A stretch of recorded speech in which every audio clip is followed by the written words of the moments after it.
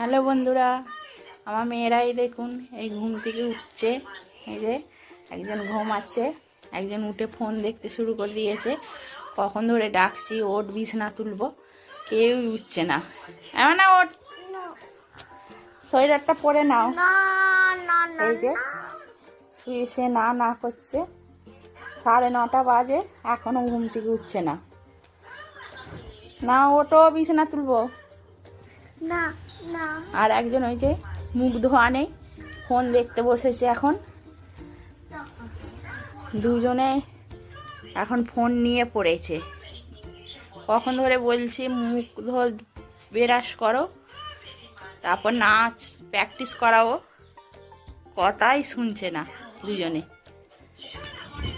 নাও, চলে আসো চলে আসো চলে আসো, এসো সোয়েটার পরো, এসো দাঁত ব্রাশ করবে।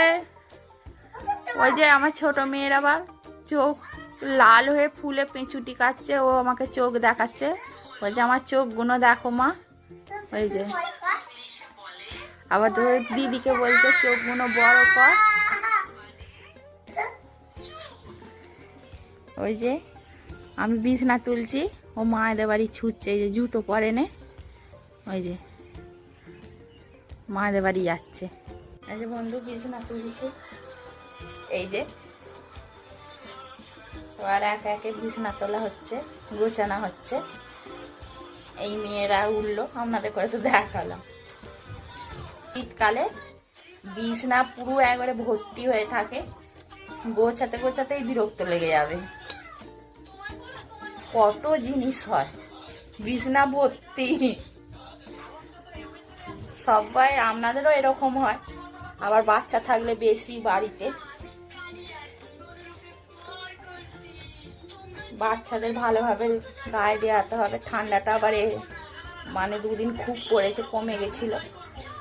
দেখুন এখন আমার মেয়ে ফোন দেখছে। কাদের ঘরে এরকম সকালে উঠে মানে মুখ ধোয়া নেই, কিছু খাওয়া নেই, ফোন দেখছে? আপনাদের ঘরেও কি এরকম হয় আমাকে জানাবেন। এত বারণ করলেও শোনে না। কখন ধরে বলছি মুখ ধো, নাচটা প্র্যাকটিস করাবো, শুনছেই না।